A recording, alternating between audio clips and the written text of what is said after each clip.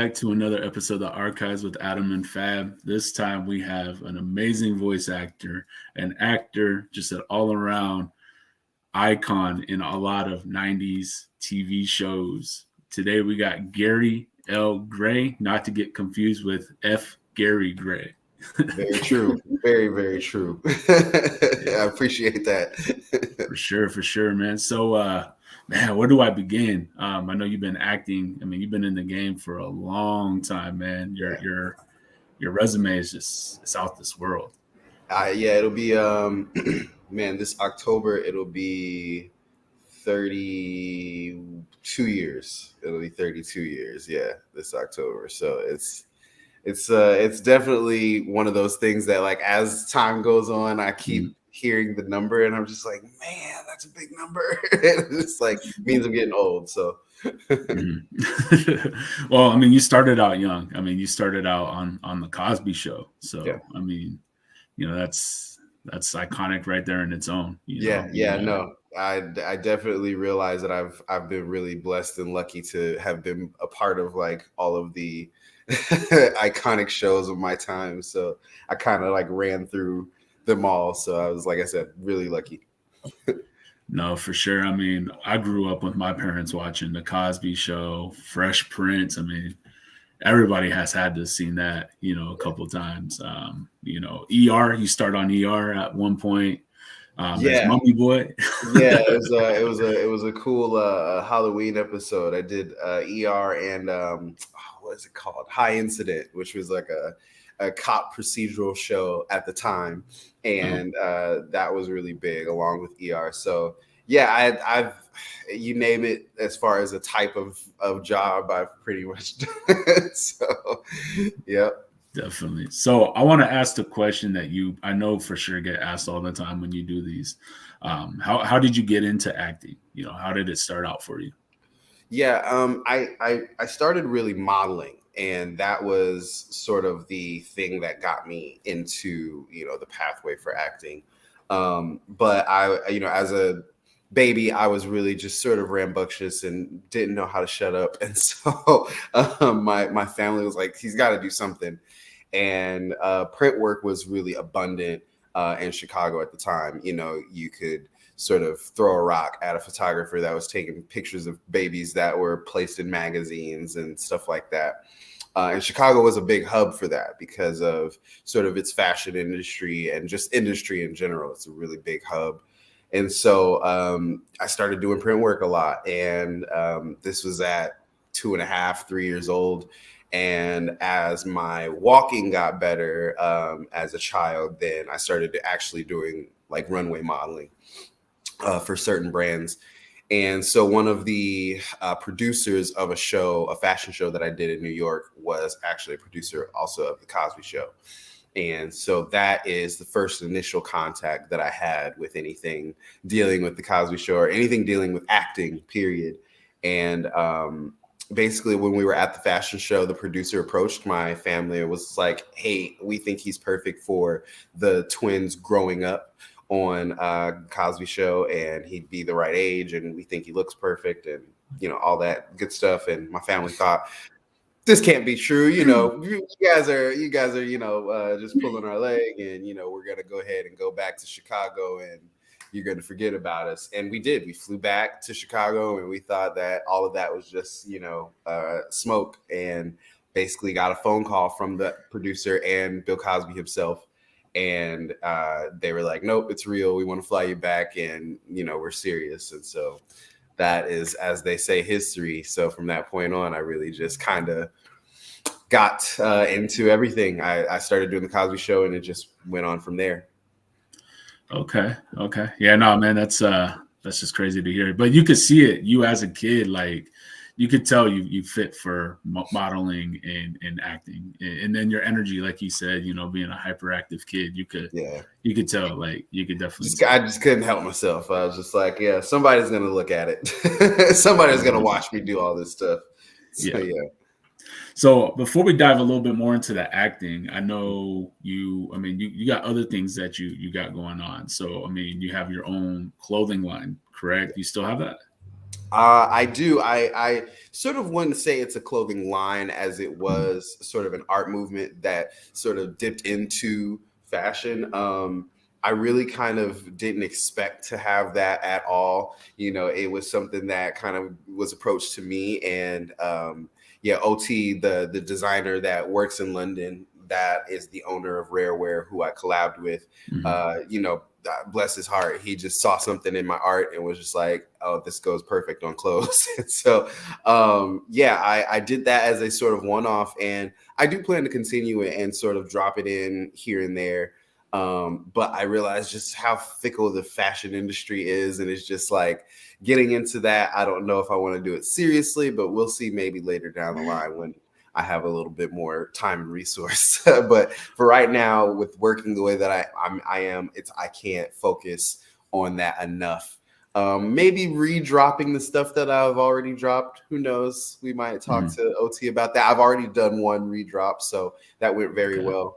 But yeah, I don't know. We'll see what happens in the future. For sure. Is that some of your art right behind you? I know I was peeping your Instagram. That is some of your art, right? Yeah, this is my Roxanne from a Goofy movie that I did. And yeah, Ela, yeah, that's one of my favorites, if not my favorite animated, film. So it's no, great stuff. And I pretty much just have my art all along my house, and but yeah, I definitely have painting as in my art as something that is moving forward going to be a part of my repertoire. You know, you will have times where I will have a gallery of some sort and things like that. Just working logistics out as far as how to sell and stuff in the future, and whether I want it to be an actual company and so on and so forth. But hopefully that'll all be worked out by the end of the year, and start seeing this a little bit more out there, I guess you could say. Okay. Did you always currently have art, or was it like growing up? Wait, say that again. You were Did kind you of always breaking do up. art? No, or was it like something you picked up? Yeah, I kind of got into it when it was I had a car accident. I got into a really bad car accident, and someone totaled my car, and it was, I was bedridden for 6 months. I had to go through physical therapy and all that. So while I was doing that, I started painting because there's not much else to do other than that and video games. And I was just like, I couldn't move. So I was just like, you know what, let's do something. And I've read everything in my house. I was just like, I don't want to read another book. So started painting a little bit more seriously. I've always painted. I've always sketched and stuff here and there, just to pass time. But I think getting more serious about it during the time of my injury and recuperation was definitely something that put me over the hump, I guess you could say, as far as taking it more seriously. But yeah, I think that was when I was, that was 8 years ago now, just about. Okay. Yeah. And you don't currently have like an online store that our viewers could even go to? And I don't. I do and I don't. So one, I will always be reachable through my social media for anything art wise. But I did sort of get a store on a beta app called Adapt, which I became a partner with. And so that is one of the things that I do sell exclusively on. And you can go look that up in the Apple App Store as well as the Google Play Store. And that is just Adapt, spelled the regular way, ADAPT.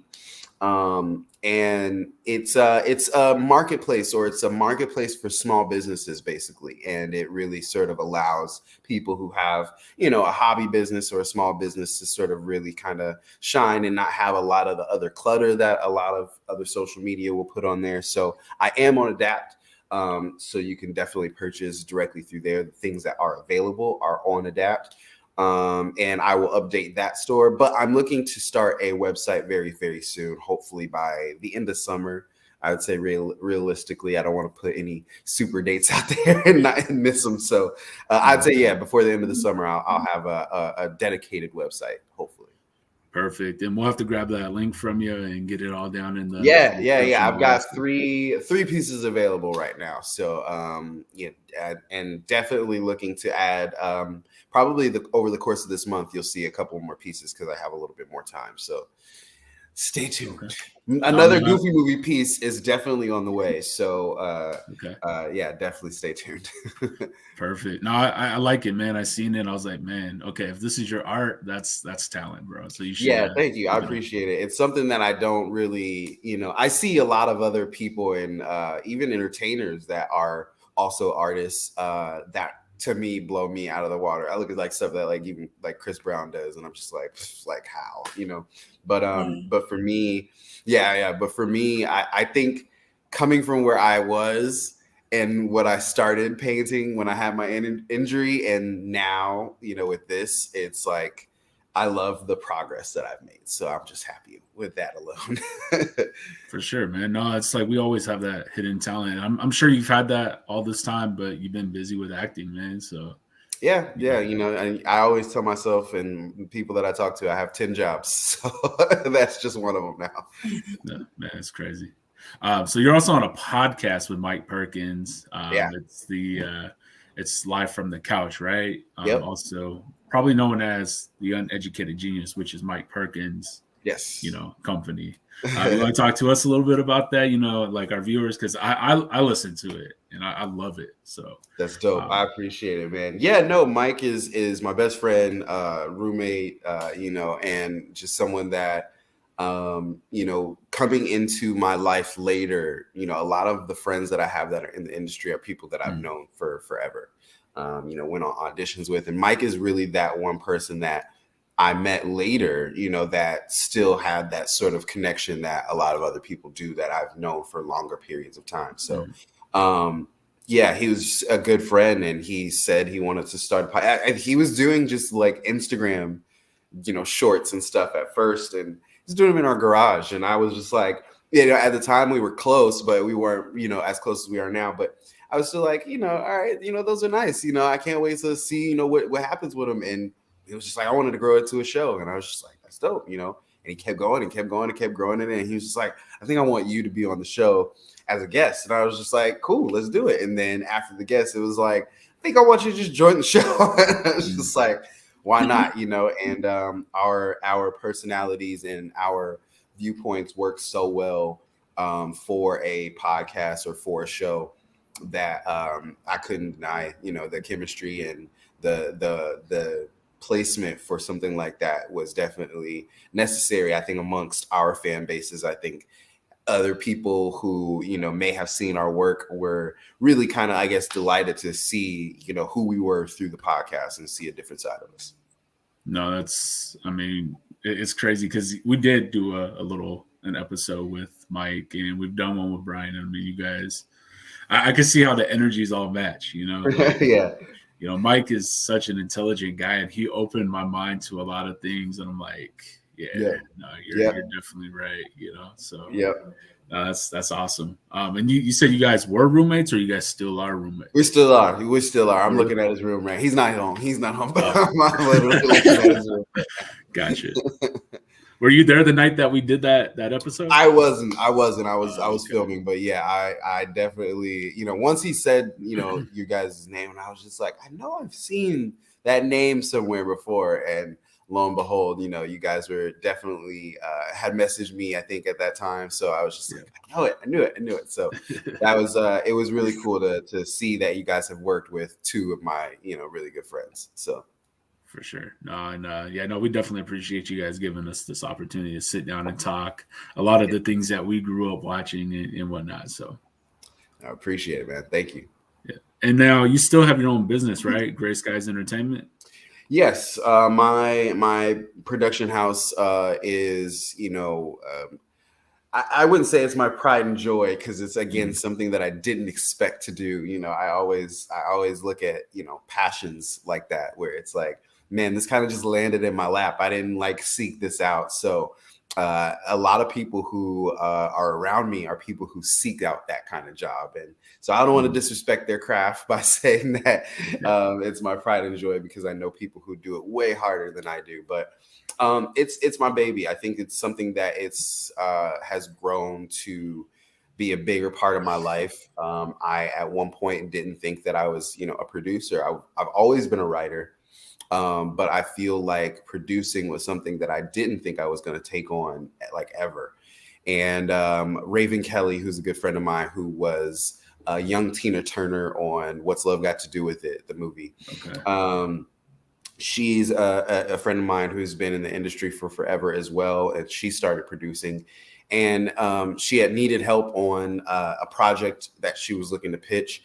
And I signed on and, just kind of helping her with ideas. I've always just been an idea guy. And again, like I said, a writer. So when I signed on to help, it was just really just moving the story along, just trying to, provide some relief to her being in the writer's room all the time. And just kind of found out that I was pretty good at this job, I guess. So I really kind of just have embraced it as that. I don't want to sort of what they say, kick a gift horse in the mouth and really just say, no, I don't want to do this. I recognize that I have some ability in it. So I've been trying to help as many people as I can through that, especially with something that I don't really feel like is my calling per se. So I've really just been trying to pass it forward, really just try to help everybody that comes and approaches that I can. So really, it's a pre-production house. I specialize in taking your idea that you may have not known how to put on paper and making it something that can be, and make it something that can be pitchable. So you can, take it with a lawyer to any sort of distribution company or production company bigger than me and get it made. Some things I'm also fully capable of making as well, short films and things like that, web series and stuff. I'm actually fully capable of shooting top to bottom. But yeah, I really pride myself in being the guy that can make your idea clearer as far as a production company goes. So yeah. And I think a lot of people need that, need that extra boost. And I could tell you, like, I have a friend, his name is Joe. He's like helped me with kind of like some pitching ideas and things like that. I mean, he went to college, all of that stuff. He's a very business-like minded guy. And he's like, yeah, man, maybe this will help you with more pitching and things like that. But it always takes that extra motivation or that extra boost, somebody that really has an idea to kind of further step up. Yeah. And sometimes there's things about like a certain aspect of your business, like you just said, pitching, that you just might not know, it might not be well versed in. And it just works that you can have companies or people that can come along to your idea and help it be furthered along like that, for sure. Definitely. So my first interaction with you was on Instagram Live, man. We chatted. You were stuck on a roller coaster, I believe, or a ride. Man, yeah. I was at Disneyland with my girlfriend and her family, and we were stuck on, it was the new Toontown ride, I believe. And yeah, it was a really good ride, but I think that it was just that experience. It was just like, really, come on. Like, we waited so long, and then I was just like, oh man, like we had to walk off. Then I had to walk off like past people, and it was just embarrassing. And I was just like, oh, okay, guys, sorry, because there were people that were closer to the exit that didn't get taken off. Like, we got taken off first, and I'm like, sorry, guys. But yeah, it was a great ride. Other than that, though, I really enjoyed it. It's a kid ride, obviously, but yeah. I like I said, I definitely enjoyed it myself because it has a really good mix of like visuals and like ride stuff. Like the visuals are really nice. I'm a visual kind of guy, so like I really enjoyed. Is it the Roger Rabbit one? Did it used to be Roger Rabbit? It might have been, but it's a brand new ride. I used to. Oh, okay. Because I haven't gone to Disneyland in a long time. I remember going when I was younger. I want to say like between 5 and 10, and I remember like vividly, like it was Roger Rabbit at some point. Yeah, there is a Roger Rabbit ride in Toonland. Yeah, and it's kind of like that. Okay. They have cars and they move along the track or whatever, but there's like no track, like it's just like magnets under the floor or whatnot. But really the cool thing about the ride is, like I said, the visuals. It's like a mix of like practical stuff. So like they have actual animatronics that are in there, and then they have like the screen stuff that like sort of works along with that stuff. So it's really cool. It's really technical. Like I said, it's very, very technical. But I think little kids will love it because there's so much going on everywhere. So it definitely reminds me of the Roger Rabbit ride. I'm just not sure if that ride actually replaced the Roger Rabbit ride or if it's a new one. But I'm gonna find out. Like I said, I haven't been there in a Yeah, while. I go to Disneyland But a I do lot remember, now. yeah.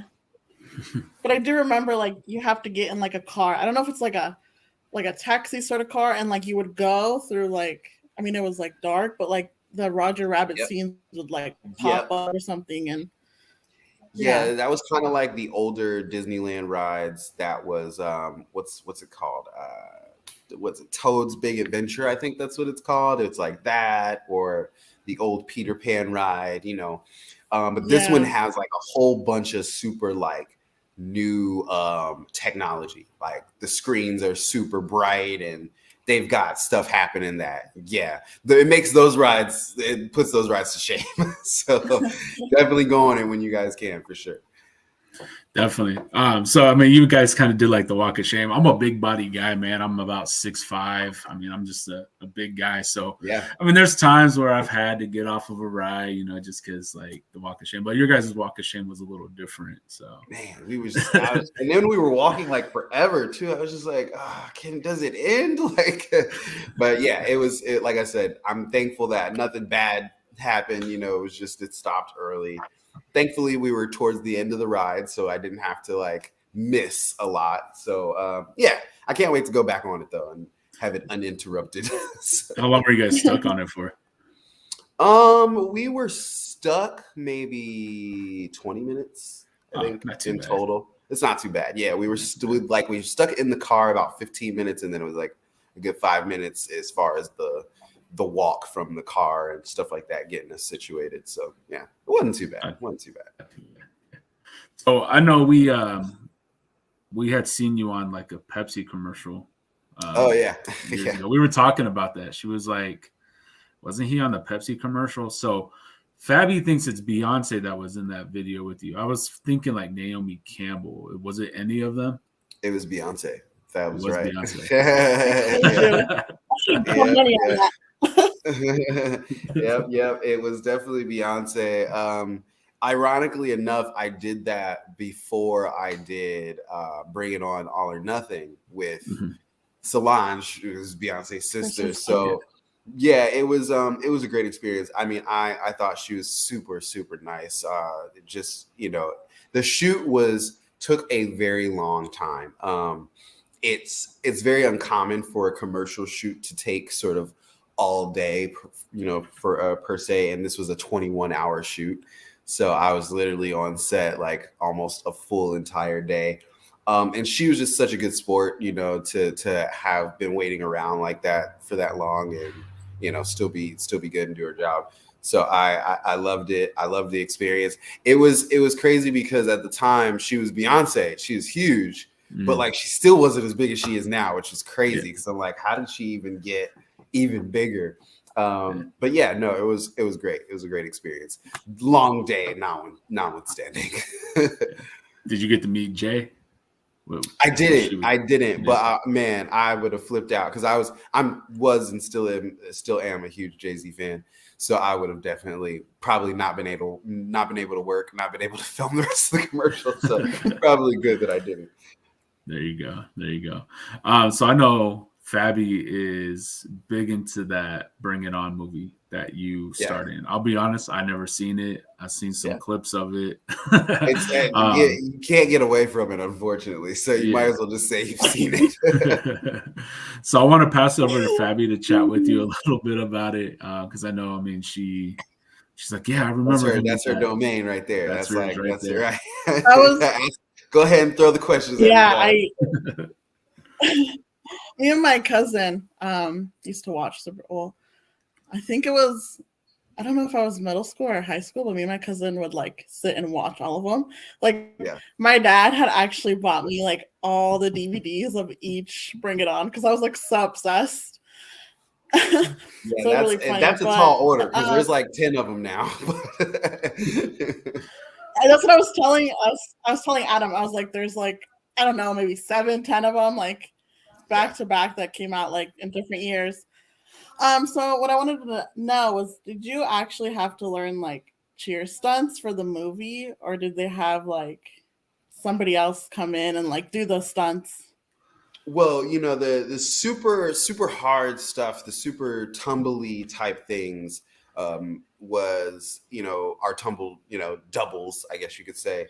But I Yeah. was in cheer camp for 3 months.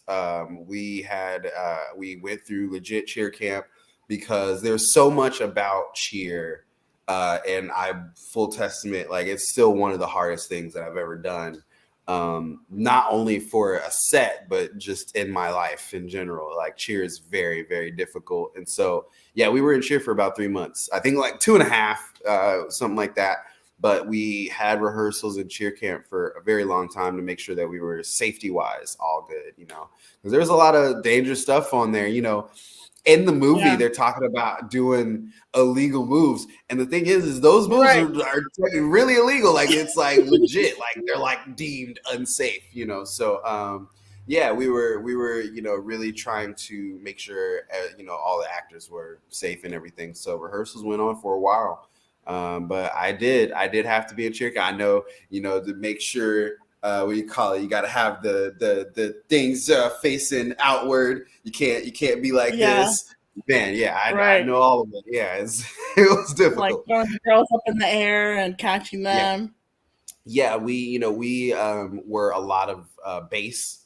So you know, we weren't a part of the flyer team. They left that up to the actual cheerleaders because we had, you know, actual cheerleaders on, you know, on the squad. Oh, So yeah, we left that up to a lot of them, but we had to still learn safety around all of that stuff. And like I said, we were really the bases. So a lot of the times where you see formations happen where, you know, the girls are, or the flyers are like standing on the back or standing on your leg, like we had to learn all of that stuff because there's no way to get around that. Like we couldn't have body doubles yeah. there because they would just be right there with the Right. camera. So Yeah. yep. Okay. And you So said back to the you work with Solange as well on that movie. Yeah. How was it working with her? Like, She was super dope. She was just, you know, like I can't explain it because she really at the time I knew, you know, obviously because after working with Beyonce, she had on set actually, but I won't say she tried to set me up with her sister, but she was kind of really selling it pretty good. Like we were on set and she's like, you know, I got a sister about your age, you know, like and all of that. So I was 16 when I shot the Pepsi commercial and I was 18 when I shot Bringing On All or Nothing. So it was just funny that 2 years after I saw her and I'm just like, you know, your sister kind of like tried to link us up, you know.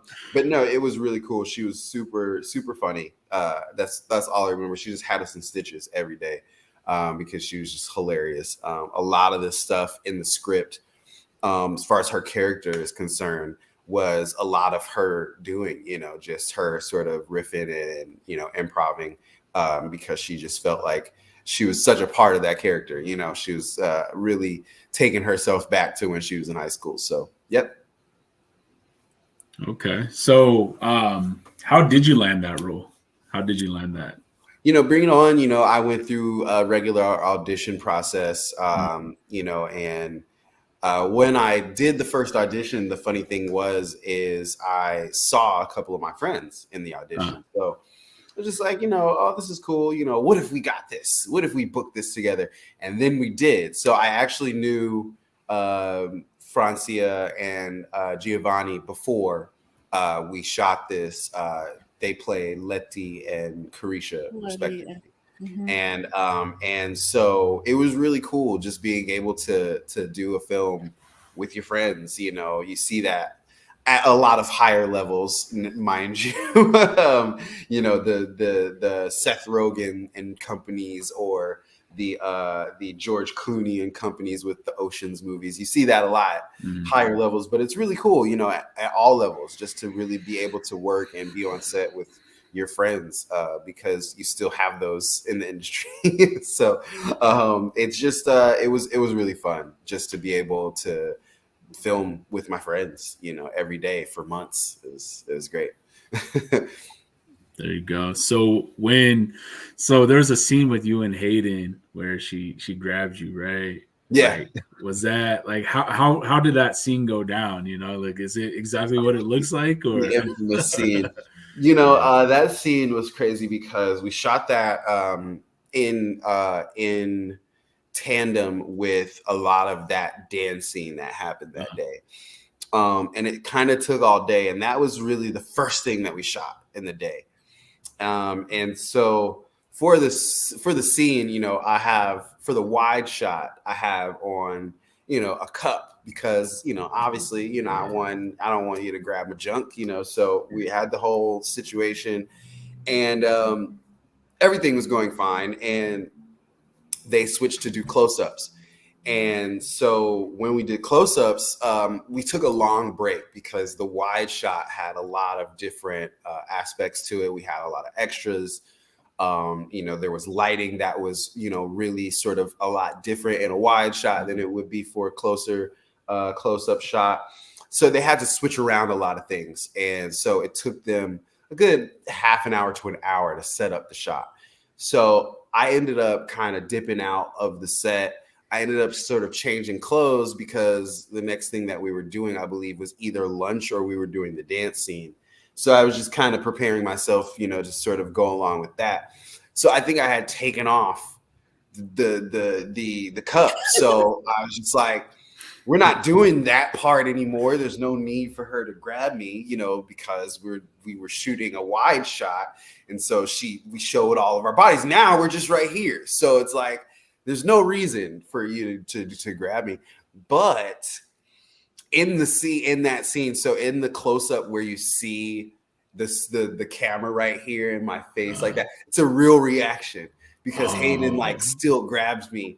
And, you know, we did the shot, and it's the most embarrassing part about that whole shoot, because literally it was like that moment when you're at a party and you're talking really loud, and then the music stops and you're still talking really loud and like everybody hears you. Because Hayden, like, we're shooting and like she does that, we do that take, the director yells cut, and Hayden, like, she's talking out loud and she says it sort of to herself, but because at that moment everything just was super quiet for some reason, everybody heard her. And she's like, so you know the line, she says something about like, do that again, touch me again, and I'll be plucking grapes or something like that. Or raisins. So in Hayden, your case, raisins. Right. Yeah, or raisins, or in your case, raisins. So Hayden, like, after we cut, she's like, ha ha ha, oh my God, we should switch that line to tomatoes. And like everybody hears her. And I'm just like, so literally that clip and that scene just always has that in my mind, because I'm like, that was a real reaction. Like, she grabbed me hard. So I don't know what. I was just like, oh gosh. But yeah, it was that was a day. That was definitely a day. See, I'm glad I asked about that, because Fabi was like, no, don't say nothing about it. Just don't. But it has a great story attached to it for sure. It's awesome. So, I mean, the 90s, they were such a great time for all of us, right? I mean, you're a 90s kid pretty much, even though you were born in the 80s, you know, 87. Yeah. What were some of your shows growing up that you got to watch in between, you know, modeling and acting? What are some of your favorites? Wow, man, I'm a huge consumer. Like, I even with my coaching, when I have my students in my class, like the very first class, like my number one rule is be a consumer. Like, watch everything. Don't be a stuck-up actor that's like, oh yeah, I don't watch television. Like, it's beneath me. Like, no, this is what you want to do. So Yeah, I watch everything. Man. So favorite shows growing up. Man. I mean, I was a huge cartoon guy, so every cartoon that you can name, I was into it. My favorite was Turtles, Ghostbusters, Spider-Man. Those were probably my go-tos. But man, I watched everything. So from Nick shows to Disney competition shows and Nick competition shows like Guts and Legend of the Hidden Temple. Like, I mean, I'm an old, like, literally everything. Growing up, I was even watching stuff that I probably shouldn't have watched at that age. My parents had to like regulate my watching of like Martin and like certain sitcoms because of the content. And I was pretty advanced, so I was talking and reading and writing at 3.5 and, stuff. And it was just like, gosh, like we don't want to put this kid in school, but we have to, because he's like, he's annoying in the house. He just seems to go read and everything. So like, I was in school at 3.5. So I got exposed to even stuff that kids were watching. And I was already at a disadvantage because I was younger than those kids. So I was watching stuff that I shouldn't even watch. So everything, you name it. And I loved it probably. Some of my favorites were, I don't know if you remember Beetleborgs. You remember Beetleborgs? Oh yeah, Beetleborgs. What was it? What was it? Biker Mice from Mars. Yeah. Street Sharks. Man, I'm telling you, I was a fiend, man. I know them all. Trust me. What was the one? What was the one? Sorry. What was the one? Oh no, that was Biker Mice from Mars. Because I was like, what was the one where they had like the helmets? No. Battletoads. That was another one. Yeah. Battletoads. Have you ever played the game? Yeah, I was about to say they had a dope game. They had a really good. It was really hard. I won't say it was super hard, but it was really good. It was really good. It's actually such a rare game. Like people are paying a big price for it. But I have it in storage somewhere for Game Boy. I also have the Game Gear version, and then I have an NES version. But I also have a Battletoads. You remember those Tiger sort of games where it was like one screen and it was like nothing else, and you just basically went for high score. I think I had a Battletoads version of that too. But I loved it. They actually sell those in GameStops. Like I tell Fabi all the time, like they got the Power Ranger one, they got the X-Men one. They got the new ones. They came back. Yeah, they came back. I have some original ones in storage, and I've been thinking about seeing how much they are, but I'm like, I just kind of want to save it for my kids. Like, might as well, Exactly. They still work, so I don't want to sell it and then be mad that I don't have it with my kids. It's like, then I can tell them stories, and they're like, that didn't happen, that didn't exist. And I'm like, I had it, but I sold it. Sorry. So we just actually had just recently David Fielding, Zordon.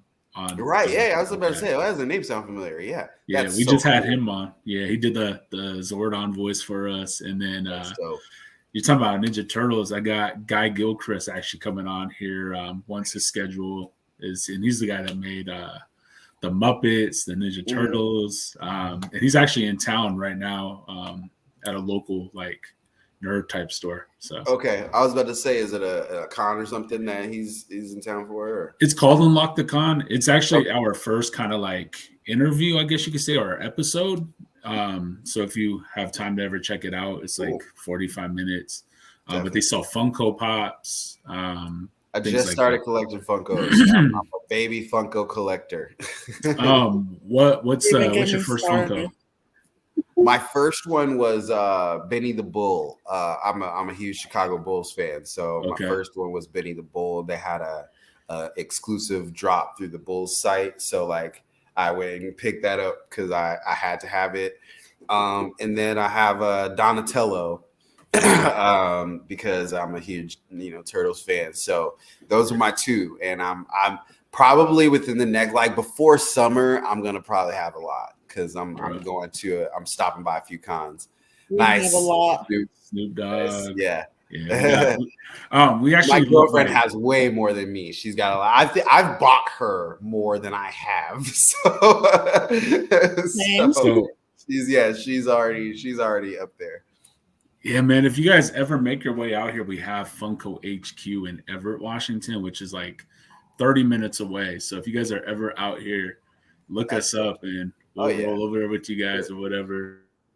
Definitely, because I know that I want my But own. yeah, man, we There's flip a guy that. that.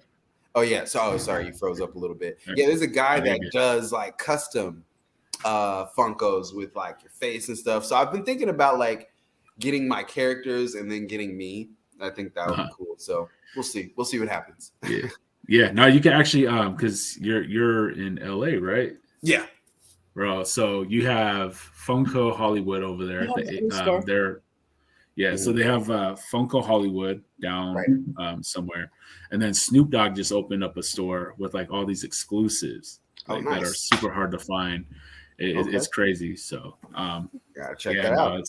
it's pretty cool. So, but yeah, man, growing up in the '90s, I watched Power Rangers, Beetleborgs, X-Men, Spider-Man, all of that fun stuff. And Fabi, she's 28, I'm 32, so kind of like A little bit older, just a little bit. Exactly, but Yeah. I have to show her like I show her stuff that I grew up with, and she's like, that's me and my girlfriend. Like we're 4 years apart as well. And just yesterday, was it yesterday or the day before yesterday?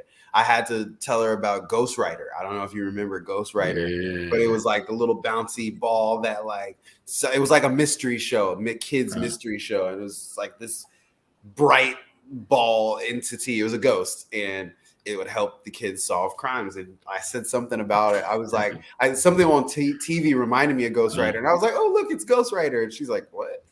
And I was like, Ghost Rider. And she first thought I was talking about Ghost Rider. And she was like, that's not Ghost Rider. And I was like, no, Ghost Rider. And when I showed her, she was like, I have no clue what that is. I was like, oh, God, no. It's actually, you're too young for me. No, I'm kidding. But no, it was, it was a cool show. It was a cool show. I liked it. For sure. So I went to New York and Jersey this summer, Philly as well, this past summer. And Nice. I don't know if you've ever been to the American Dream Mall over there, but they have the Nickelodeon theme park. Oh, no. Yeah, no, I've heard of it. I've definitely heard about it, but I haven't been. No. Man, I went in there and I was like, I'm this grown man in this like you just feel like a kid. Child's theme park. Yeah. I mean, I didn't get on no rides, but like, man, I took pictures with is it Grandpa Stu from Rugrats, his little toy thing that they had, like statue, but they had a Don't feel bad. Don't feel bad because literally when I go record Nickelodeon at Nick's studios here, that's how I feel. And I'm 36, and I know that if I step foot in Nicktoons, like that's how you feel. It's even here, like they have stairs that look like GAC, and they've got orange and statues everywhere, and they've got their kitchen has like every candy you can think of like laid out and stuff, and it's just it looks like you're in a Funland or a carnival even at work. So I can imagine just the theme park and just the feelings like I said, I feel that way when I just go record and I'm working. So, so definitely don't feel bad. Oh yeah, no, man, I got to go to a Toys R Us. It wasn't like the original feel, but just like seeing on the stairs, I don't want to grow up. I want to be a Toys R Us kid. Yeah. It was cool. So brings you back. Definitely, like big time. Yeah. So are there any roles that you wish you would have had like in some of the Nickelodeon shows or some shows that you grew up? Like for me, I feel like you would have fit in with like all that, or I feel like Goosebumps. I feel like those would have been some good roles for you, to be honest. Yeah, I would say not really as a kid. There's nothing that stood out to me that I didn't get that I was like, oh man, I really wish I would have gotten that. I was really close to doing High School Musical, but I'm glad that I didn't, just because of the contracts and stuff that a lot of the people, everybody that wasn't, Zac Efron and Vanessa got, put into, some pretty bad contracts, after that and during that. So I'm kind of glad that I didn't, and I was able to do Bring It On instead at the same time. And to me, being with Bring It On, where I can be a part of something that was culturally, impactful, that I don't have to sort of regret, in a way like that. So, there's that. So, but yeah, there's nothing as a kid that I kind of wished I got. I know recently I was very, very close to being Jake from State Farm. And so I was like, man, now that you see that role, I'm like, man, I wish I would have got that, because he is working every single day. So yeah, that's recently the only thing. But I typically always look at those things as, what's meant to be will be, and if it's something that I was, not meant to be seen as, I don't want to force the issue, regardless of how good I think I am or how well I fit I'm in the role. There's something about, just it happening in that way that means something. There's so many, to me, I'm like, I can't be like, oh, this is the wrong choice, when there's so many choices that we thought would have been the wrong choice that ended up being the right choice. You look at Heath Ledger as Joker, you look at Keanu as John Wick and stuff, or as Neo, and, you look at it and it's like, there's no way that I would have said this person should have done it, but they did, and it's perfect. And so whenever I lose out on a role, I'm always thinking that. I'm always thinking that somebody probably thought it should have been me, but when they see this person, they're like, no, that's the person that should play it. So I always want to give people that chance. Sure. No, definitely. I could see the Jake from State Farm. You kind of sound like him. You kind of got that voice. I didn't have this haircut, and now it's like kind of the same haircut. But man, when we did, I think it was like three of us who were at that last callback, and I think we all like shook hands. It was just like, may the best man win, that kind of thing. And it was just like, man, it's gone to be like, he's an icon, in the sports world now. Like you don't have any basketball game without seeing a Jake from State Farm commercial. And that's crazy. So kudos to him. Cause he's doing a fantastic job. I play some NBA 2K, and I don't know. Yeah, he's like in the game. He's even in the game. Yeah, it's like my part. Yeah, exactly. I mean, that could have been you, man. Right. Yeah. Shout out to my homie Patrick Cage, who's also in the game. He plays your best friend manager person in the last like 2 years. 2K. That's my homie Patrick. We came up in the game together. So shout out to Patrick if you hear this, brother. Shout out to Patrick. Man. Okay. So I feel like I've done a lot of talking. Fabi, do you have anything you want to talk about? Open book. Just like the show. Well, you actually were a character in one of my favorite TV shows, Very Odd Parents. Oh yeah, Your character. Yes. How did you land that? How was that like? Man, that is my longest running job. I did that for 16 years. So it was just a great experience, just being on a Nick show for that long. I've done Nickelodeon shows before, but something that long, that impactful, Fairly Odd Parents was just something that was just a huge cultural mainstay. It was, cartoons were not, I think it lasted through two different golden ages, right? You had that sort of tail end of, the golden age of, well, I won't say the golden age because we've had an actual golden age, but there was like a second golden age that hit with Rugrats and, Rocket Power, which I was also on, and Real Monsters and all of the Wild Thornberries. At the tail end of that, I think is when Fairly Odd Parents first appeared. And, it lasted through, I think, not really having a lot of cartoons that we were really watching, and then we got hit with another era and another wave, and it lasted even through that. So I just shout out to, I always love talking about it just by saying how impactful it was. And even my character, to have a Black kid who was wealthy, had both parents, you know, super smart, genius, you know, was just really cool to do. At the time, I didn't even realize that that was what I was doing, representing something that didn't have representation at the time. But now, obviously, looking back, it's such a great thing to look at.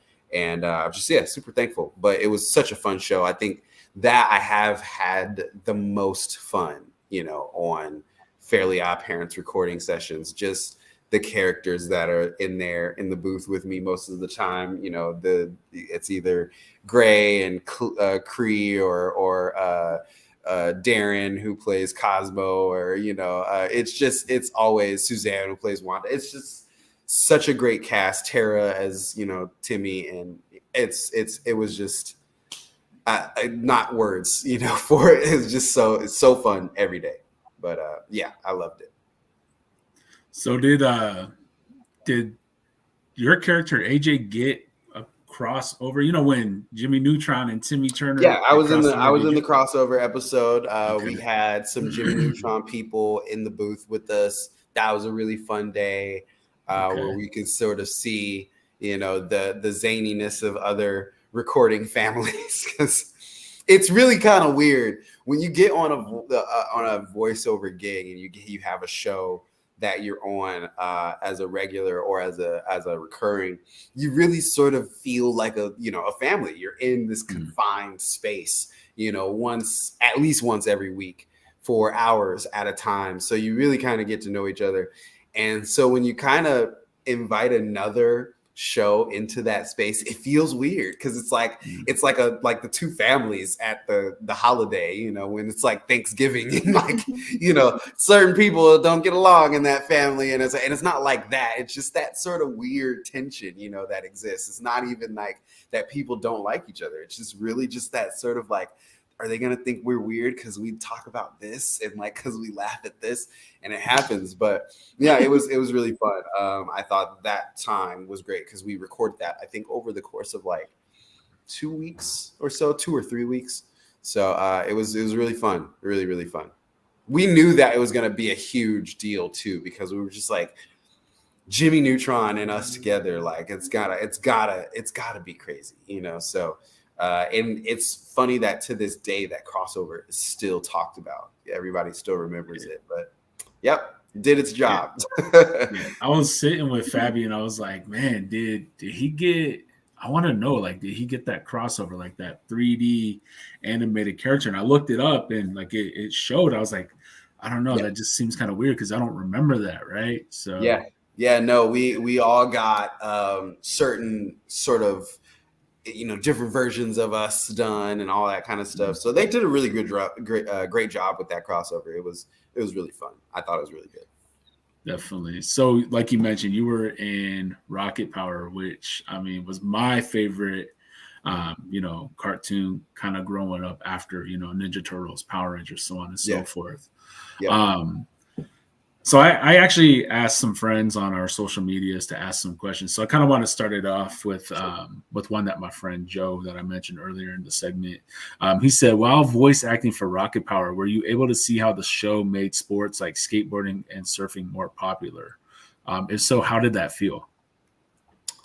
You know, I definitely, you know, at the time noticed it because we were doing events, you know, for Rocket Power that were in that, you know, in the sort of, what do you call it, extreme sports genre, you know, so you could feel it, you know, just even toys and merchandise and the games that we were doing, you know, we had a video game on PlayStation that was like Tony Hawk, you know, so it was like seeing that, and just I think the cooler thing to me was knowing that the character that I was playing sort of represented the people who weren't really looked at as, you know, being a part of that sort of culture, you know, looked at as, you know, able-bodied in the realm of extreme sports. You know, you didn't have that sort of look. So, oh yeah, you're not with us. Being Sam really allowed me to sort of speak to people who had that sort of, you know, voice in that sort of journey. Because I did, even, you know, I was not really accepted, you know, I guess in most circles. So it's one of those things that felt very close to me. So yeah, no, it was was cool to see just the cultural impact, and even the fact that we had Tony Hawk on the show, you know, and stuff like that. You know, it's just looking at that. It's like, man, how big were we to have the biggest figure in the sport, you know, at the time to join on. So yeah, it was really cool. Did you meet Tony?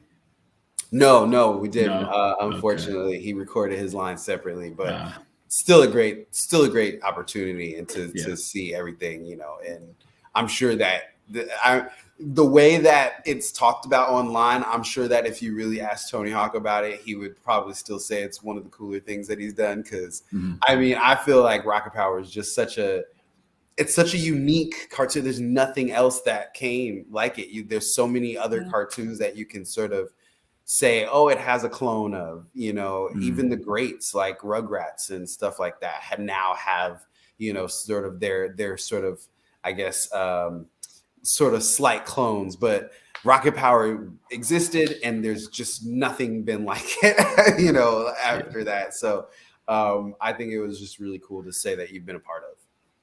Yeah, I would say that show actually got me into Tech Decks back in the day. Oh yeah.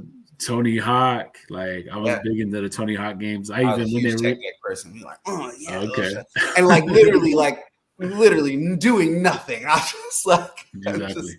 Trying you to thought do all you were right, man. But I had such a good little kit. You know, I had the little half pipe.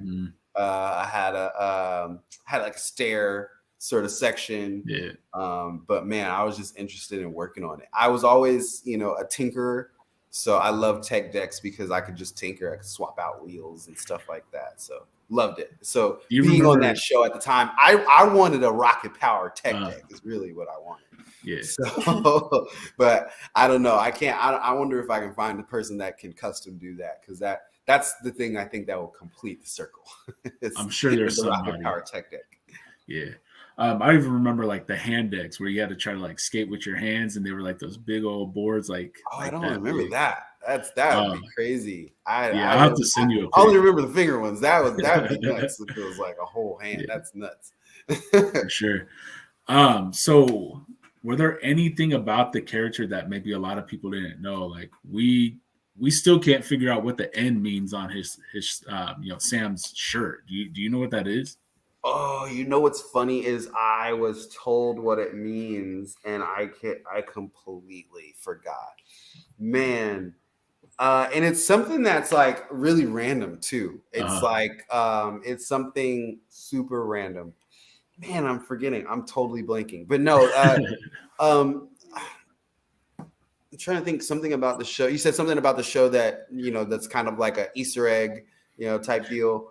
Yeah, like just things in general. Because like Fabi's like, why is Sam always scared? And I'm like, that's a good question. Like, why was he scared? Well, I think that stuff like that is different. You know, I think that, you know, I can definitely comment on stuff like that. I think it was really just his character that really was trying to sort of show people who didn't necessarily feel like they had stake in extreme sports, you know, who didn't really like, that wasn't their everyday thing. Just showing that it could happen to you. It could be okay for you too, you know, like even if you're a little bit scared of going down the pipe for the first time, you know, which is a huge thing, you know, in that culture. It's like dropping in is a big deal, and having your first drop in, and, you know, understanding that everyone isn't going to just leap into it, you know, head first, like Otto or Twister or Reggie, that there are some Sams in the world who's like,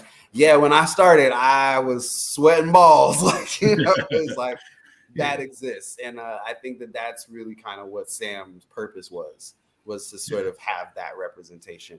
And it's crazy that now in a lot of the, I guess you could say, not sequels, but in a lot of the art depictions of Rocket Power, like later on in life, like a lot of artists will do like, this is the Rocket Power cast growing up into their 20s, you know, or whatever. Every version of Sam shows him as like a really good, like boarder or surfer or whatever. And it's like, every single version is like, now he's like the best one. It's like, see, I guess it was meant to be, you know, showing Sam as like, not a scaredy cat, but somebody who had, obviously their cautions. So. Yeah, for sure. I'm definitely a Sam till this day. Yeah. When it comes to extreme sports, I am too. Yeah, definitely, for sure. Or like general. I mean, I'm still like 28 and still scared of riding a bike. See, I'm a daredevil. I think certain extreme sports is like a no-go for me for sure. But I'm an automotive daredevil, sir. So I like if the wheels are like on my feet, I can't do. But if I'm sitting on them, then we can do that. So yeah. I recognize their spirit just in other parts of my life. So man, you've been in some crazy roles. I mean, Cosby Show, like I mentioned, Family Matters, Living Single, with Queen Latifah. Yeah. Man, I feel like we could talk all day, right? Like all day, and who knows? Maybe eventually we'll have to get like a part 2 set up or something and chat a little bit more, because we took this opportunity to kind of get to know you. Like we've looked at other, like episodes that you've done with other people, and we kind of, like I said, and explained to you, is we wanted to change it up and things like that. Yeah, of course. And give people an opportunity to get to know you and things like that. So, but I kind of wanted to ask about the ER role, man. Like you were obviously in one episode, Mummy Boy. It was a Halloween episode. How did you get that role? I mean, ER of all shows. Yeah, I mean, as an actor, you're auditioning, and you're auditioning for everything, and so especially at that stage when you're a teenager, most of the time you're auditioning is like punching the clock, so you're getting auditions left and right, and it could be for ER, it could be for something else you never heard of, and so you just got to roll with the punches and just be ready for everything that comes, across your desk. And so ER came across just like any other audition, just went out and auditioned and went to a callback and ended up booking it. And yeah, it was a fun shoot, like I said, Halloween shoot. So ate a lot of candy on set, but yeah, ER was fun. Yeah, we used to grow up watching that with my parents, and I mean, a lot of people got their start. Well, a lot of people start in that role with the big name as well, like George Clooney, Mekhi Phifer. Yeah, I mean, the list goes on with that. But I'm gonna have to sit down with Fabi and have her watch it. I think she could relate to that a lot. So. Yeah, there's like a gazillion shows like it now, but at the time it was pretty unique. So. Grey's Anatomy really, really started simply because of ER, and you see how big that is now. So, yeah, it's a great show. Do you have a favorite role that you did? Man, I don't know. I think they're all just very unique to me. And I would say, I don't know. I think that I really love Ephraim from Blackbird, which was an independent film that I did with Monique. I think that I really like that role just simply because of the challenge and because of really just sort of the subject matter and everything that goes along with it. But man, I enjoy playing so many. I mean, there's even things that I can't talk about yet that I'm having immense fun doing, and that could be that favorite thing. But yeah, right now, I mean, AJ, with Fairly Odd Parents is just an amazing character, and like I said, being a part of that show for 16 years. I just can't beat it, so it's always going to be a mainstay when it comes down to that question, for sure. But yeah, there's so many that I love doing that I could throw a rock and it's going to. Did you have a challenging role?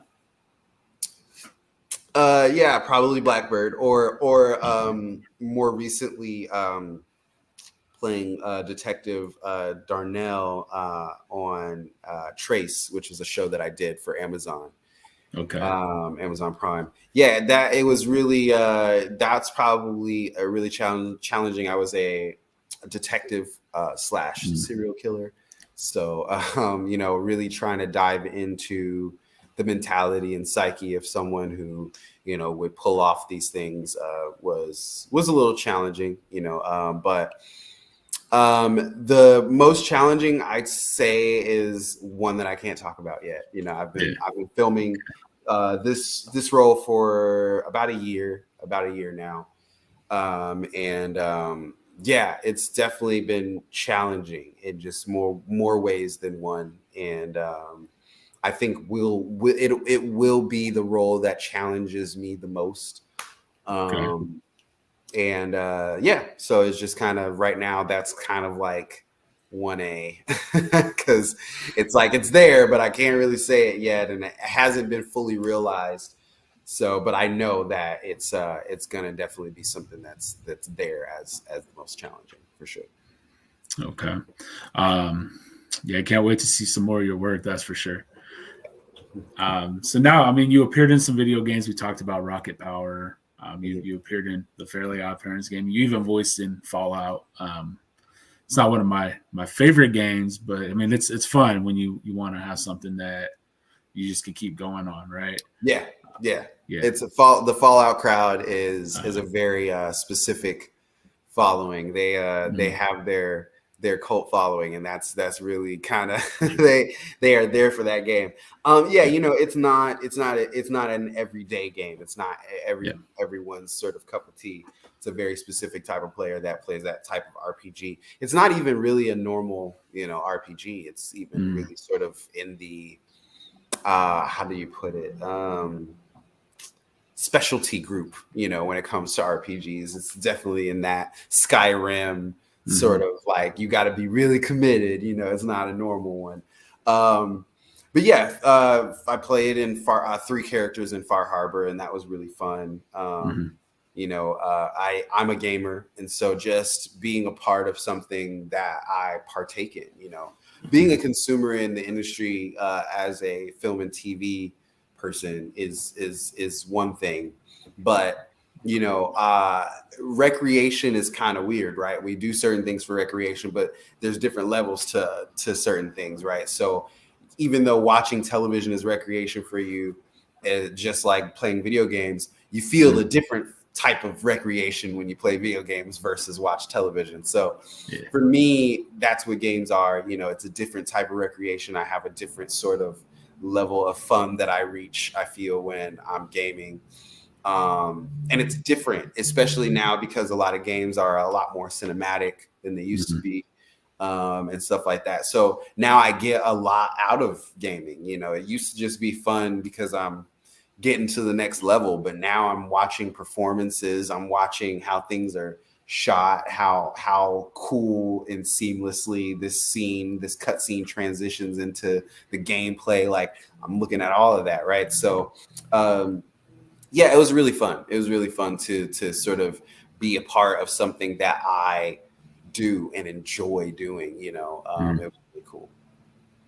So we game as well. I think, honestly, man, if you ain't doing it yet, you should definitely be streaming, just because I feel like you have that personality for it. Man, I've tried to like really get everything started so much, and schedule wise, it's been all over the place. I'm hoping that before the end of the year that I'll be set up. There you go. Finally got a new place that I would like to stream at. My old spot just wasn't really set up, for streaming. This is a better space. It's more aesthetically pleasing to me. So now getting everything set up will be good. And I really just didn't know what my voice would be, sort of in the streaming, side of things. So I wasn't trying to jump into something that I felt like I wasn't quite ready for or didn't have a grasp on yet. But, I have a lot of friends that jumped into it, especially during the pandemic. So I've been, really kind of like peeping game, and sort of just looking and seeing what I can take. But I appreciate that. Me and Mike, we are in a Apex squad together. We play Apex Legends. And so we are looking to really kind of start it. He wants to stream as well. So you'll see it soon. Hopefully, we are hoping that it'll be this year. But yeah, it's gonna be a cool thing once I get it going, because man, the way that I play games, I'm just like, I don't know if anybody's ready to be to be included, because I especially like playing like scary stuff or stuff. I mean, I'm all over the place. So playing Apex, I posted some of me and Mike's Apex clips, and even then people are like, oh my God, do you guys stream? You guys are hilarious. So, like, I think you guys would be great. So I appreciate it. Soon, very soon. Coming soon. All right. So we got PS5, we got Xbox Series X, Switch, and Oculus Quest. What systems do you guys play on? Mike is a Xbox guy. I am a PS5 person. I play PS5. I also have a Switch. But I don't discriminate. I actually want to get an Xbox pretty soon, because I love driving games, and I just probably can't be away from Forza 5 for like another second. So I'm just like, so like literally, I even went as far as to tell Mike, I'm like, yo, if you come home one day and Forza 5 is bought on your Xbox, like just don't say anything, because I might just sneak into it. But yeah, I think that I play everything, but I'm looking to get a PC soon. Just to sort of, I'm a fidelity nut, so I love, playing on the highest graphical quality that I can. I bought a really expensive TV just so that I could play my PS5 on it, and so like it's just really kind of that matters to me. So I'm like playing on PC seems inevitable for me, because I'm like, man, I gotta see it in the best possible way. So yeah, that is on the horizon, hopefully. Okay. Yeah. Before we hopped on this stream today, I was actually playing some Warzone with my dad and his friends. Nice. That's kind of my go-to, besides Madden or some 2K here and there. Yeah, my brother-in-law, he's a whiz at Warzone. I played Call of Duty, but I don't play Call of Duty. Like people who play Call of Duty, they really play. And I'm like, I hop on for a match every now and then, especially if like I got people that are playing with me. Call of Duty is like the one that I hop on, like, because my friends are on. I haven't played Warzone a lot. I'm an Apex guy when it comes to like a VR. So like I played Warzone the other day with my brother-in-law, and I was lost. Like I was like, what do I do? What button do I press? How do I ping stuff? I kept throwing grenades because in Apex, ping is on the shoulder button, and I was just like, I'm sorry guys, I'm sorry, I didn't mean to do that.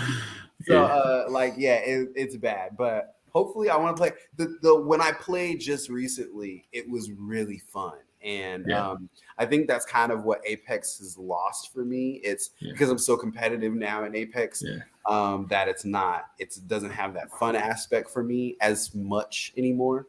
So now I think that I'll play Warzone a little bit more just to get a little bit more fun out of it while I am in the trenches in Apex. But that's really cool. I play a little bit of everything. Like when you look at my game library, that's one thing everybody always says when they come over and they scroll like my library. They're like, oh my God, like it's really varied. You'll see Warzone, and then you'll see like Little Nightmares, and then you'll see like 2K, and then you'll see like Shinobi Strikers, and then you'll see like Monster Hunter World. It's like I'm literally all over the place. Need for Speed Heat, or Unbound. Like I play everything except like really like super hardcore like Japanese RPGs. Like I just don't have the mental capacity. Like if you play those, your brain has just expanded to a place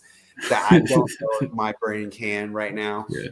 And it's just the stories in those, most of the time it's like, because if I play, especially an RPG, I want to be attached to the character. That's the whole point of an RPG, right? I'm trying to build this character. I'm literally changing things about them because I feel connected to the character and the way that they play. But like some JRPGs, I'm like, I can't follow the story. It's so much that I'm like, there's no way that I can follow the story and feel for this character. So I'm not even going to try. Like I tried Persona 5 and I was just like, bro, Like it's so much. It's so much to do. So I just feel so overwhelmed. And but yeah, like other than that, I think that I play a lot. My favorite is probably like linear adventure games or RPGs. So I love a God of War, a Last of Us, a Horizon, games like that are really kind of what I go for. So oh, go ahead. Go ahead. No, go ahead. I was gonna say, if you're not playing them Spider-Man games, man, you're kind of missing out. At first day. I think I beat Spider-Man PS4 in maybe, I want to say like 2 days. Like it was very quick. I think I spent like first day it came out, I think I spent like a clean 14 hours straight. Dang. Like it was like literally the next day, and I was just like, I don't care. I need to get to the next cutscene. And I was playing every side mission that I could and everything. I was terrible. But I can't wait for Spider-Man 2. I played Miles Morales, of course. So I can't wait for the dedicated game that's made from the ground up from PS5 to run on it, and we'll see. But I love it. I love it all. Yeah, for sure. So I know Fabi has a question for you, and then we typically like to end it with like asking a question for like advice for our viewers, things like that. So I'll pass it over to Fabi, let her ask her question, and then she can ask the round out question as well if she wants to. I was just gonna ask quickly about the Batman show you did, the Long Halloween. Oh, the Long Halloween, on HBO Max. Yeah, it was really fun. How did you? It was really like I didn't know that. I didn't know that the NDA process for that was going to be so long. I booked it and I recorded it, and it was like a good 3 years before the project actually dropped.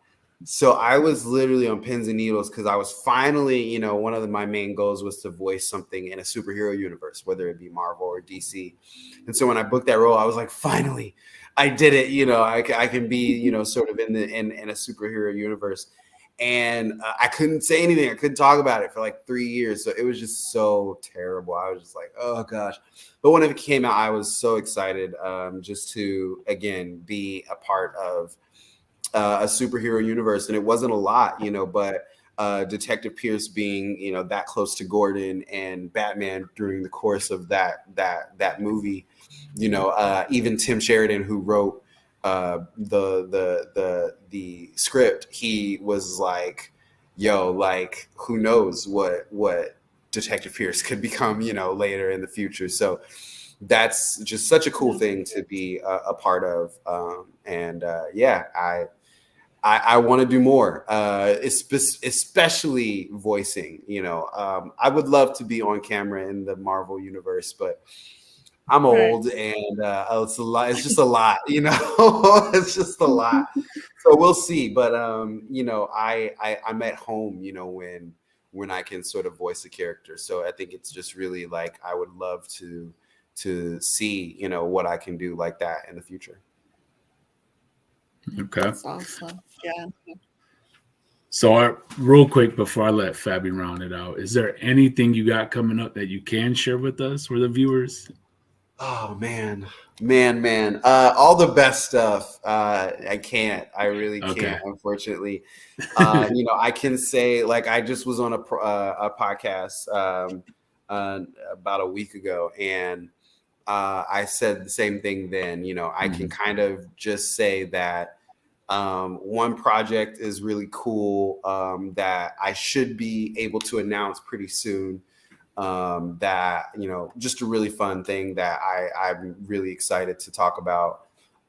There's another thing that is a really big thing that I'm really excited to talk about that's very close to my heart. And it's just, something that I can't wait to share. And then there's another thing that is probably the biggest thing that I've ever done. And will probably ever do. And it's just, I've I've been having an absolute blast, and I can't wait to talk about this one. And when I finally get to, it's going to be amazing and huge. And I'm doing my best work. I said that, on the last podcast that I talked about this, and it's my best acting. It's the project that'll stretch me the most, I think. And yeah, it's, again, like I said, it's just huge, and I can't wait to talk about it. But I've been filming it for now what seems like forever, and it continues, and the work continues. But hopefully soon, I would hope that by next year, you'll definitely hope to see some stuff on it. But as far as stuff that I really can talk about explicitly, my art, really looking to get a storefront up soon, with that, and a gallery out here in LA, and really sort of move forward with that, really sort of explore that in a way that I hadn't thought of, really just sort of really making it a business. Excuse me. I also am producing a lot, of up and coming things with my producing partner, Brennan Jackson, who is a producer out of Texas, very young, talented, bright guy who has a lot of fantasy sci-fi projects that will just blow your mind. And we're just hard at work doing the world building that's necessary for that. It took James Cameron another 10 years in between the first Avatar, or no, it's more than 10 years, right? It was like 15 or 18 or something like that. It took him that long between Avatars, and you really realize it when you take on a project that has fantasy elements or sci-fi elements. You really realize what it takes to world build, and what it entails, and all the different things that you have to think of, ecosystem, and, foliage, and how the day affects, your characters, and, it just everything comes into play. So I'm learning that right now as a producer, that is a real thing, that exists, and you can't just write a script and just put it out there. You have to explain a lot of those things when you're writing fantasy. So he's done just a phenomenal job at coming up with these fantasy concepts and working with me and world building them. So I can tell you that we do have a werewolf project coming, that will be a graphic novel prequel that will usher itself into a television show. And right now we're just working on selling the television aspect side. Right now I'm shopping on publishers, so I don't know which publisher we'll go with yet for the graphic novel, but we are locking that down currently. So a lot of stuff like that coming up, and working on a couple of animated projects as well. Captain Zero is a project that I signed on with, that is being shopped right now, I believe. And it's a project that I would love to see greenlit. Also signed onto the project is Keith David, who does a lot of voices. So it's my chance to reunite with him, because I also worked with Keith on the Tiger Woods story when I did that for Showtime. So my first time reuniting with him, so I'm excited. But yeah, man. Other than that, just a lot of just work. I'm always helping produce and helping write here and there. I also am advising, when it comes down to, certain artists and stuff like that, musically and stuff like that, for creative direction. So just a lot, it's been a crazy last 2 years. And I'm also teaching, I still teach and coach through GSAW, Giovanni Samuels acting workshops. I coach privately, so that way, you're not in a class setting. I coach one-on-one, voiceover and on camera. So a lot of things, just really just trying to cover all bases at this point. So man of many talents. So yeah. well, I appreciate you sharing all of that. Definitely wasn't trying to pry nothing out of you. I know you know that. Oh yeah, no. I mean, trust me, I keep my NDAs very well, but like I said, I try to give as much as I can. And the funny thing is even with a lot of the stuff that's in my NDAs, they tell me I can go further most of the time, and I still don't. So Gotcha. the funny thing is about most of these projects is I've been told that I can actually say more, but I'm just choosing not to because I don't want any kind of confusion. I don't want any problems. So I've been told that with the project, the last project that I talked about, the big one, that I can actually say what type of project it is, and in that realm, and I still don't, because I don't do that. So Sure. don't even want to put the feelers out there. So you guys will be in the dark until some more information comes out. But we'll keep waiting. We'll keep waiting. Nah, man, again, I appreciate you sharing everything with us that you've done. I'll let Fabi end it with our question. It's the weekend, man. I know you did some filming yesterday. We want you to be able to enjoy your weekend. So, Fabi, if you want to ask that ending question. What our ending questions usually we ask, what kind of advice would you give to the people watching about like acting or anything that you've done in your life? What's a good piece of advice you'd share?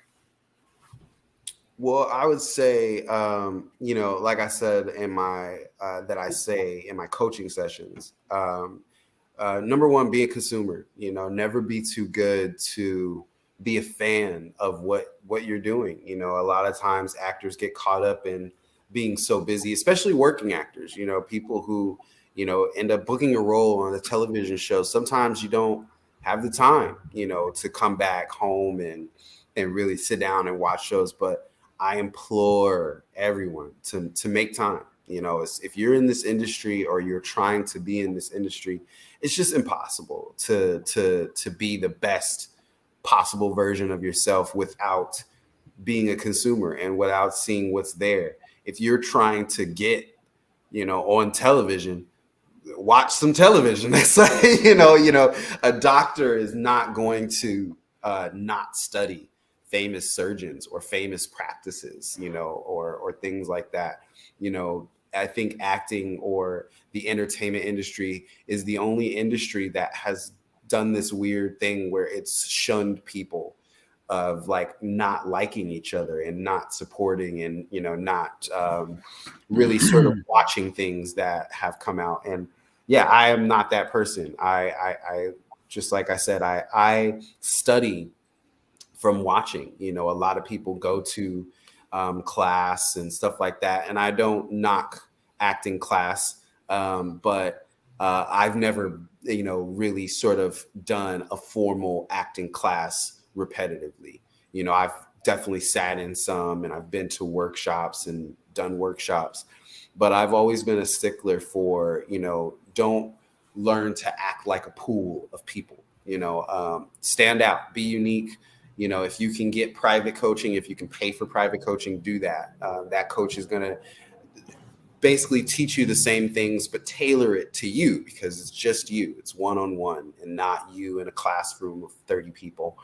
So the main thing is to really just watch, and be a consumer and really study the things that you want to be a part of. If you want to be a great dramatic actor, study great dramatic actors, study their interviews, study what they say went into the process of becoming those characters that you love so much. Watch behind the scenes things of shows that you love, see how it's made, see what the thought process goes into from producer to director to, grips and lighting and all of that. So cinematography, all of these things, visual effects, looking at all of these things, it makes you a better performer. It makes you understand the process better, and it allows you to reach into places that you probably wouldn't have been able to had you not known parts of this process. I open my eyes of my students so much when we watch behind the scenes of like motion capture for actors, because a lot of voiceover actors get this kind of thing in their head that we're just voiceovers, so I don't really need to know how to act per se. It's just throwing my voice around. And I'm like, no. you're still very much acting, with this. And when they see, people who are in mocap suits, and it's like, man, it's their voice, but they're really acting. They're putting everything out there. And, it's great to see, in students have their mind open that way. And it usually comes from, like I said, telling them something about being a consumer. So that would be my number one advice. And number two is just to have a good team around you. The things that matter to you now are the things that always should matter, and nothing should change because you become a part of this industry. The moment that you change what makes you happy with a certain amount of resources, versus what makes you happy with another amount of resources, is the time that you lose sight of yourself. And basically, no matter how much money I've made, whether there's been times where I've struggled in my career and there's been times where I've been very, very well off, the same things made me happy, both of those situations, and I never changed it because of the situation that I was in. A lot of times, because you're making less money, you start to do things that wouldn't have made you happy before, because now you're upset that you can't do the other things that used to make you happy. So, like I said, just don't lose sight of yourself, and, really just hold true to all of the things that you know about yourself. And once you really get into things, keep that. So. Well, we definitely appreciate that. And a lot of that even goes to us. Like I said, we like to see what other like podcasts or interviews people have done. So we kind of don't ask the same questions, because you are not only somebody that has a talent and has become of a, I guess you could say, celebrity status, but you're also a human being. I mean, yeah. You had a couple years before you got into what you're doing now, that you lived, that life, but you're a normal human being as well, and you have the same interests as even doing it. A lot of people say, oh, you were it was regular before you started, but I tell people I started really young.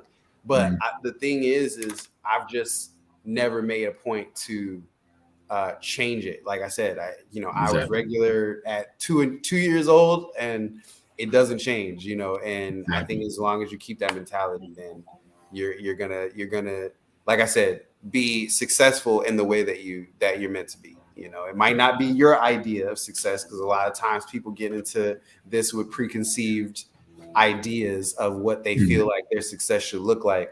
But I think success is going to look for you what it's going to be meant for you. That's what it is. So exactly. I've been lucky enough to work every year of my life, and I term that as my success. If I never hurt for a job and I can still put a roof over my head, then that's my success. So definitely. Definitely. All right, man. Well, we definitely appreciate you coming on. We'll definitely be connecting with you very I can't soon. wait to share. I'm so upset with myself because I kept forgetting that this show was a live show. And so I'm so upset, but trust and believe that I'm going to push the episode like so much after we get off of here, because I would have done way more. And I know I was filming, but I would have still done more promotion had I remembered it being live. I was thinking that we record in place. Most podcasts that I do is always record, and then, okay, we're going to drop the episode a couple days later. So no, it is recorded, but once I'm done, I'm just going to put our intro on it, and then we're just going to upload it. Perfect. Yeah, so you're good, man. You're good. Okay, maybe the next one. I'm still about to make sure that people know. So when will you guys drop for sure officially, by the way? It's going to be dropped today, maybe by 1 o'clock. Just depends on how fast it downloads. But cool. It's coming out today. I'm gonna make sure I promote, and push it out, because I would have definitely did it a lot more before today, but I wasn't thinking that it was live. I don't know why. So I'm so sorry. My brain was everywhere this week. I had a whole bunch of calls and stuff. So it was, but I appreciate you guys. I love the show that you guys are doing, because you guys are really paying attention to a lot of, untapped parts of the industry, with bringing Mike on the show, Guy, and stuff like that. Those are things that a lot of podcasts, like you said, they have their way of doing things, and it can kind of get one note, right? So I love that you guys are trying to look and see what you guys can do differently, and keep it going. And maybe one day you can have me and Mike and Brian at the same time on the show. Not sure if you'll ever end the show, because we'll probably all talk too much, but it'll be good. Yeah, no, we've been building a really good friendship with Brian. We'll talk. Well, hopefully, what we got to do is see he don't know, so we got to make sure he doesn't see this. Yeah, because now he's gonna watch it. But here's the thing: Brian might not watch all the way to the end, so you might be good. Okay. You might be good. But yeah, we definitely. I can't wait to officially hang with you guys, and like I said, keep the show going. And I will be back on whenever you guys will have me. Maybe when I can officially break the news with some of these things, you guys can have me back.